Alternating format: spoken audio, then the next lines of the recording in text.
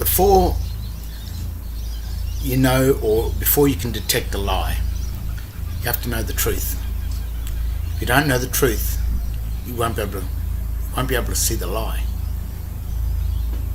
So you watch this.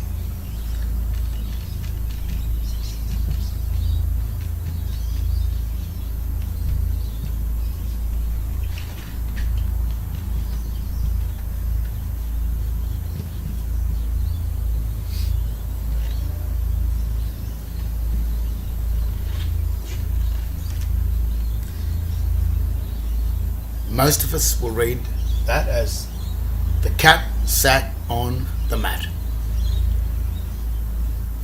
But that's a lie.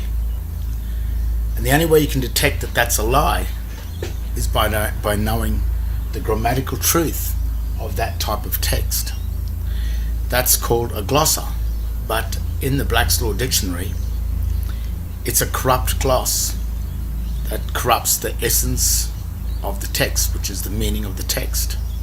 Now we would assume that that would read the cat sat on the mat, but in actual fact it doesn't read that at all, because when this typeface is translated back to English, it reads this.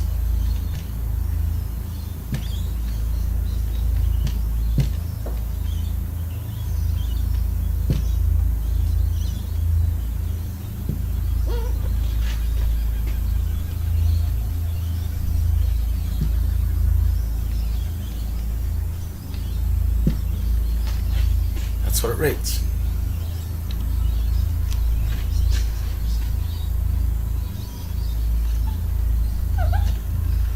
It's only when we know the truth of that text there that we can see the lie. Because the truth of that text doesn't read what you thought it did. In Article 11.147 of the Chicago Manual of Styles, it identifies this all uppercase text as American Sign Language, or ASL. And when you enter into a contract, you have to sign yourself into it, sign the document. That's a sign language. So when you enter into that document, that signed document, you have to sign your name, sign something. And the trick is, in 11.147 of the Chicago Manual of Styles, it shows you the truth of how to write sign language. It shows you the correct way to do it. So when you know the correct way to read sign, or how it is meant to be, so it can be strung along into a sentence, or so two or more signs can be put together into a sentence. The signs must be hyphenated.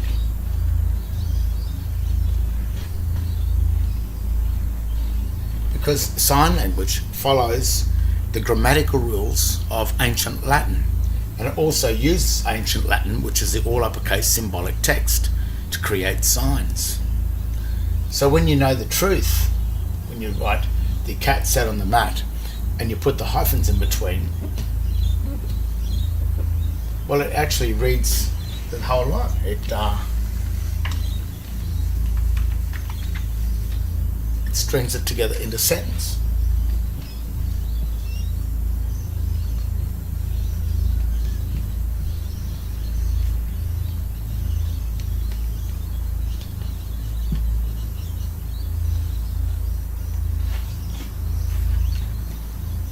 So when you know the truth, you can detect a lie.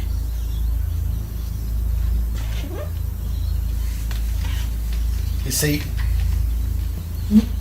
we have been lied to for thousands and thousands of years, is what I assume. But especially in the last, since Accursius in 1230 AD, when they created the Corpus Juris, which is a quasi trust law system. And what they did to do that is they created two names.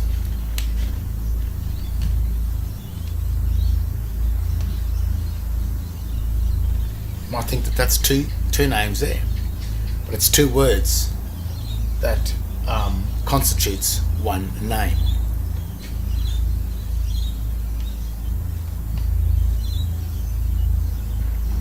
There's the other name. Sign language. So if you know the truth, you can detect the lie. So what happened in 1230 when they created the surname, which means cognomen? This is nomen. This is a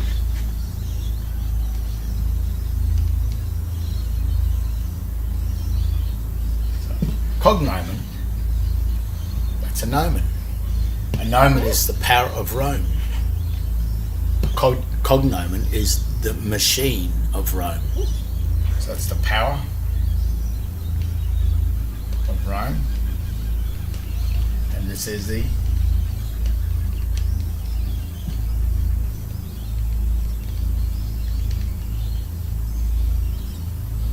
machine of Rome. And a machine is a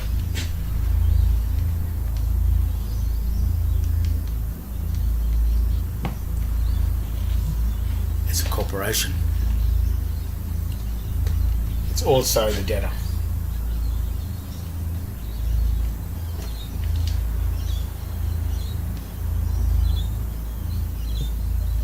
That's the creditor. So when you know the truth, you can detect the lie.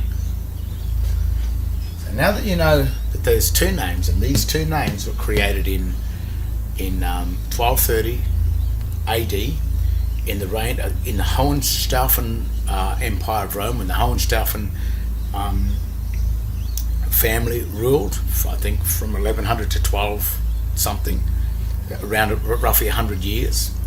It was in their reign of power that they perfected a thing called the Corpus Juris, that was created by Justinian around 530 to 560, and it was perfected in 1230, just after the Magna Carta, in order to counteract true common law. They had to keep going the private contracts of Rome, which were inside the Corpus Juris, or the law of the water, law of the sea, the Holy See. But now,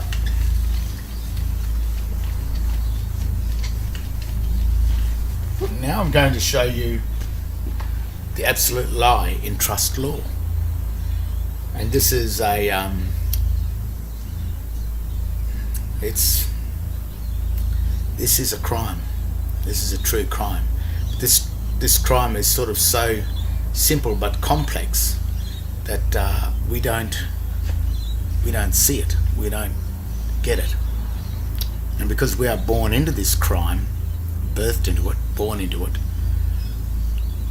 we can't see the truth, because the lie appears to be the truth because we were born into the lie. Now, trust law, which is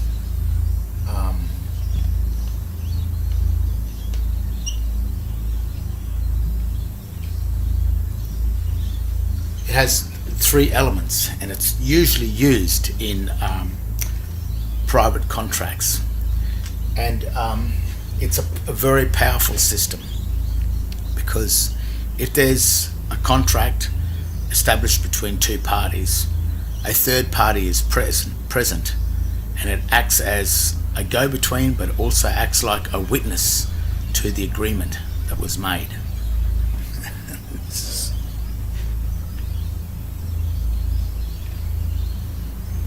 Trust law has a creditor, a debtor, and an administrator. It's got three elements in it. The creditor gives or grants the dominion. He may own some property, and if he's the sovereign, then he will own the mineral and energy wealth of the land that we were born onto, because that was a grant that was given to us in Article 126 in Genesis, where God granted dominion, which is the absolute authority, to man over land, air, sea, and the thing that creepeth, that is the surname, the cognomen. The creditor has power over all of this. What the creditor does is an administrator comes along, which is usually the Vatican, and offers to take the dominion from the creditor, from the man,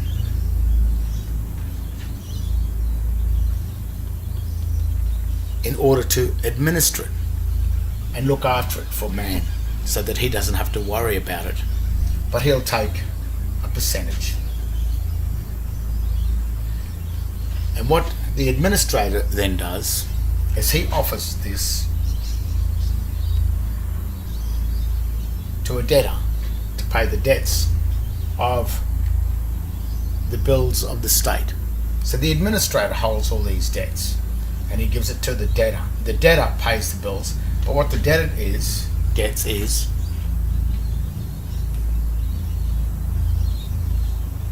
trustee,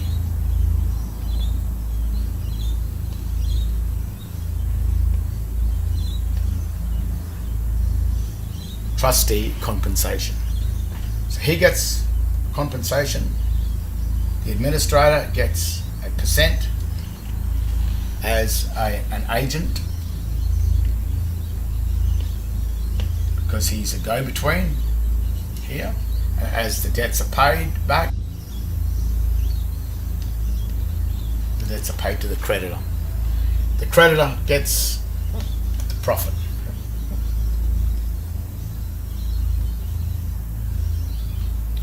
Creditor gets the profit, gets all of his estate looked after by the administrator. The administrator hands it to the debtor, and the administrator acts as the go-between. That's how a trust works. That's the truth. Now that you know the truth about the trust, you should be able to detect the lie. So we have the truth. There's a creditor, there's an administrator, there's a debtor. 1, 2, 3 parties. Makes up the Trinity, the trust. 1, 2, 3. That's the key.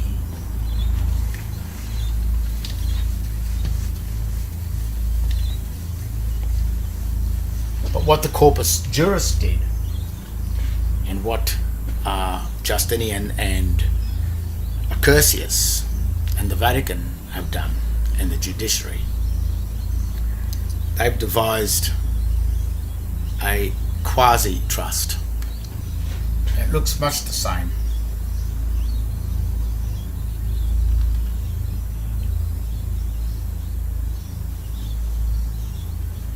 But it is a quasi, which is a fictitious trust, a fiction trust, and it operates as the office of creditor, the office of administrator, and the of debtor. The office of administrator, the office of the debtor, and the office of the creditor. But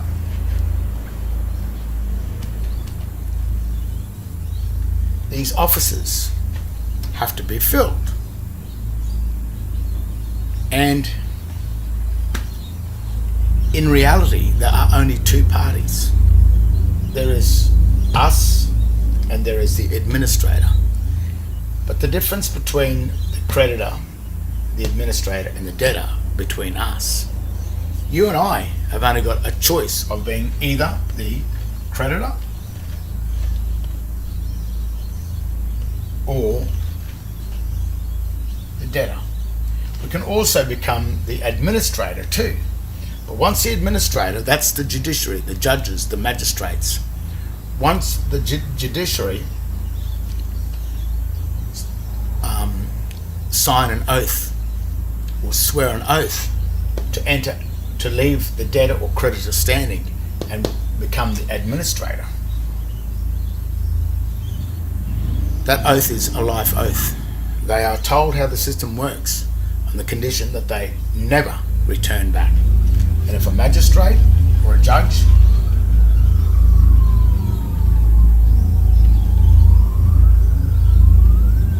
ever attempts to act as the creditor or ever attempts to step down here, then the magistrate will surely die.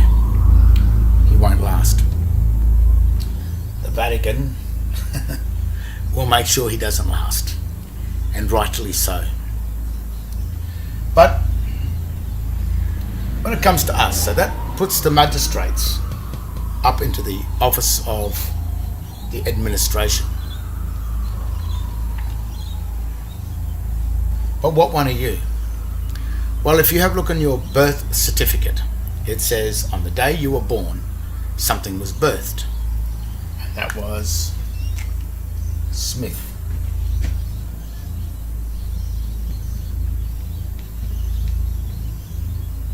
They say it was your surname, but it was a birth for something.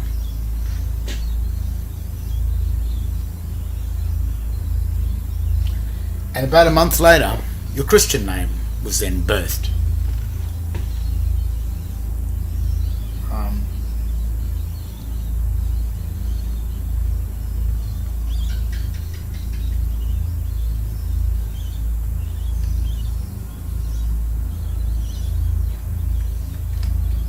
Born date,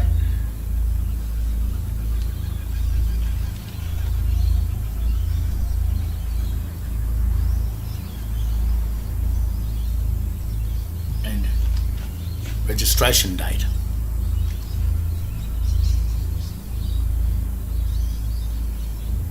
But you only have a choice out of those two birth certificates to hold. You can hold one or the other. This one is called the certificate of birth, which is the birthing of the Christian trust, which happens about 1 month after you were born, maybe even a bit closer, I don't know. But when I was born, it was about a month. The Smith Trust is the birth certificate. So that is the certificate of birth. This is the birth certificate. The Smith is the debtor. John Paul is the creditor. But you're born into the ship of the debtors, because while you're a debtor, the administrator will look after your trust to make sure that you don't destroy the equity of the creditor. But on the age of 21, which is the age of majority for a man, I think it's 18 for a woman, but the age of 21, you have a big party and you get the key to life. And a lot of people get this key, but a lot of people don't understand what the key's all about. Well, it's really the sister key trust. It's a key to access the creditor standing inside this quasi trust. But if you don't take that key and you don't work out what you're doing, and you maintain the name, your surname, Smith, then you are deemed to not be the creditor. You remain as the debtor after you turn 21. Which leaves this three-way trust, in our case, as only two parties. So a trust can't work if there's only two parties. It's just an agreement, but it's not trust law. But in this quasi-trust, the government sets up an officer of administrator, the office of creditor, and the office of debtor. And it knows that only one of these can be filled at one time.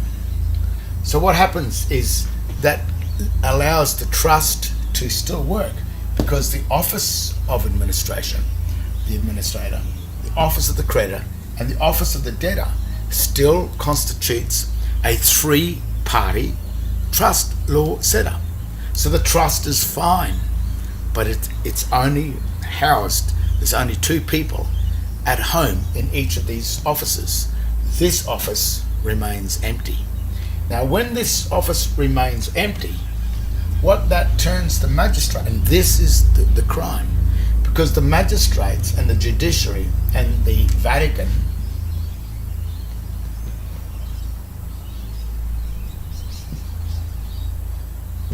that offered to act as the administrator, the minute the creditor is not there and it turns into just a two-way trust, it turns the administrator into the creditor, because the creditor moves back up to here one. That becomes the creditor. He becomes just the debtor. So the debtor now, as we've paid the dominion, which is the authority to the mineral and energy wealth, these are the mines here. It's where the oil, the coal, the energy that we supply, billions and billions of dollars, trillions of dollars worth of oil, gas, energy and mineral wealth is owned by us, the creditors. We offer that to the Vatican for the administration. They hand it to the debtor to be for the debts of the system to be paid for. So the debts are paid for back to here. And when the administrator goes to pay the debts to the creditor, the creditor's not there. And the Vatican then becomes the creditor. So the trust is a quasi lie set up to let us believe that it's all properly working. So when we go into the court, we go in on this side, the police or the councils, they sit on that side. The magistrate sits up in the chair at the top, but by the time you walk out, what the magistrate has done is that all he does is he establishes, are you the creditor or are you the debtor? And after he gets your name and date of birth, he works out that you become the creditor, that you become the debtor. There is no creditor. So that means that everything that's been paid for, that you've paid your house loans, all your fines, your mortgages, everything that you've ever borrowed, your credit cards, everything has been paid back to the administrator, who turned himself into the creditor by deceiving you into becoming the debtor. Now what happens when you come back to being the creditor, if you find your way back to being the creditor? By working out your true name and your true date of birth, and by starting to hold this side over here, then you are no longer the debtor. The debtor, the Office of Debtor, then becomes vacant, which changes the administrator of the creditor and their debtor. Once the debtor's gone up here, it changes the magistrates, the Vatican, into the debtor.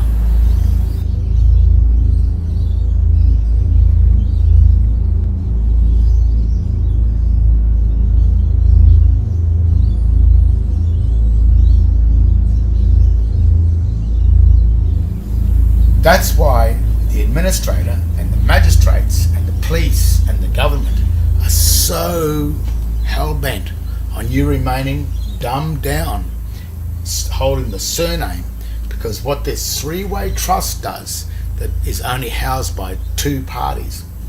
It's housed by the Vatican and us. And we make the choice, are we creditor or debtor?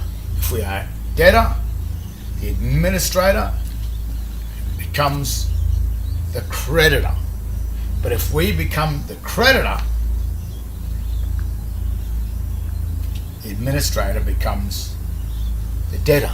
But find a debtor here, down here, to pay the debts. So that means that he only moves up into the debtor, and he must then settle all of the charges that have been clocked up by the debtors and by the magistrates in the Vatican.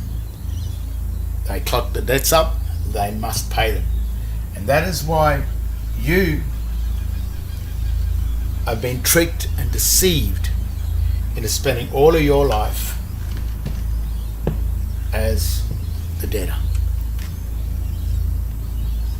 And when you die and you get your name engraved onto a tomb, you will have the name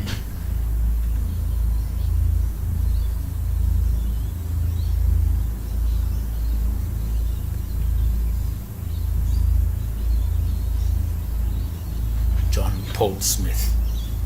That is the debtor. And it's also the born date.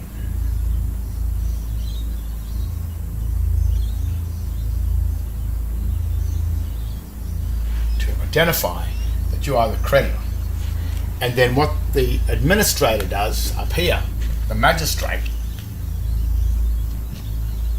he makes sure that that name goes on the tombstone, and he uses the tombstone as the absolute confirmation that you as the debtor never return back to being the creditor, because the proof is on the tombstone. The final stone, the final act that you did is the final act of death. You remained as John Paul Smith. You did not come back as the creditor, as John Paul. The evidence is on the tombstone. That is your eternal death. So that gives the administrator the right to claim the estate of the creditor and never have to pay back. And what he's done, it's called conversion, because he converted the mineral and energy wealth, the dominion. This is the dominion.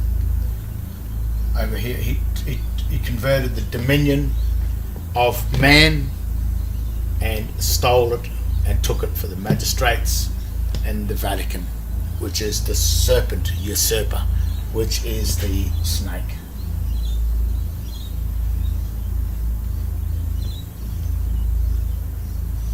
The snake in the garden.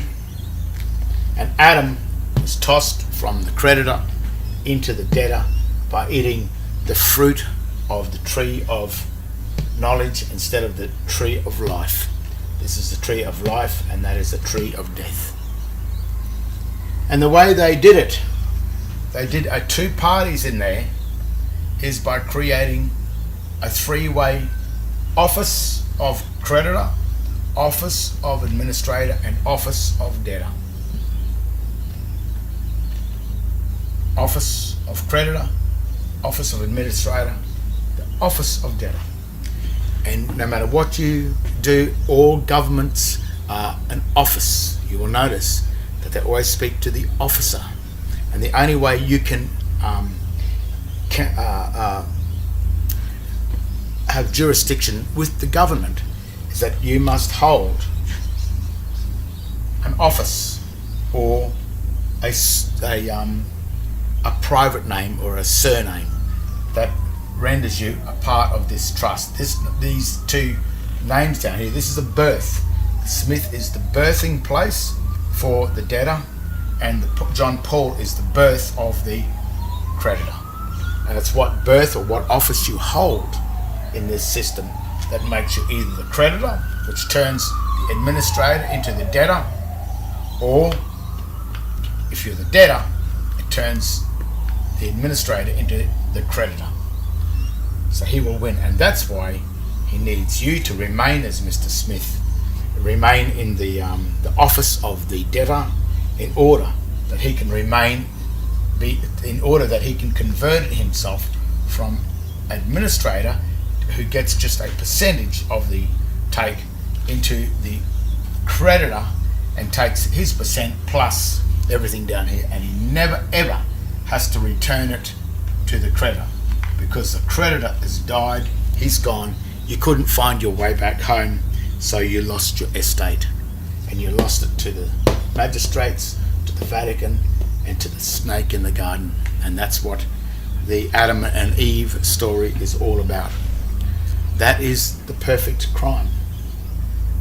It's a crime of conversion, by converting the dominion that was granted to man in 126 over to Satan, the snake, the serpent, and the magistrates and the judges left the debtor and creditor and signed an oath with Satan, the snake. And once they're up there, they make sure that they administer all the wealth for this.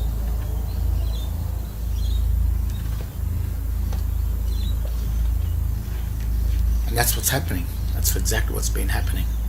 That's why the Vatican and the government, that's why the Vatican has so much amazing wealth, and that's why the Vatican Bank and its corporations and the Rothschilds, that are the debtors of the Vatican, the first debtors, are acting as the agents that are actually converting the dominion of the creditor into their pockets and leaving us as a debtor through the grammatical deceptions, sign language, and they're using the debased sign language, which is the corrupt glossa, the corruption of the glossa, in order to fool and trick us into falling into a quasi-trust, a quasi three-way trust, which means a copy of a real trust, but it only can have two parties, which destroys the essence of the trust.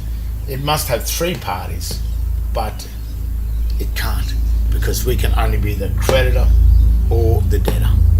It's a choice. That choice was established in the Garden of Eden with God when he said to Adam, if you eat from the tree of knowledge, the tree of death, you will surely die. So there's no one or the other. There's no one and the other. It is just one or the other. That's the perfect crime. I think it's the only crime that's really we've been warned about in the Bible. We're warned about this crime here. God warned Adam not to fall for the tree of the debtor, or you will surely die. That's the perfect crime.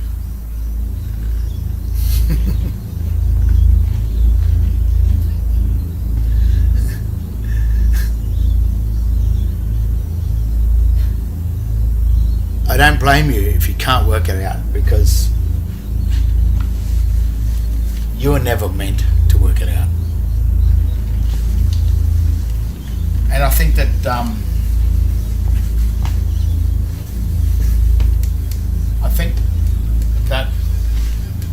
Satan's time has come. But even if it hasn't come for this planet and no one works it out, if you work it out, then that's the end of Satan. That's the end of the administrator acting as the creditor. He falls back into where he should be, back into the debtor, because that's where he started out as. It was only through his trickery and deceit that he changed or converted himself from being the debtor into the creditor. But when you awake up to it, when you can see the truth, then you will be able to see the fiction or the lie. It's when you know the truth, you will see the lie.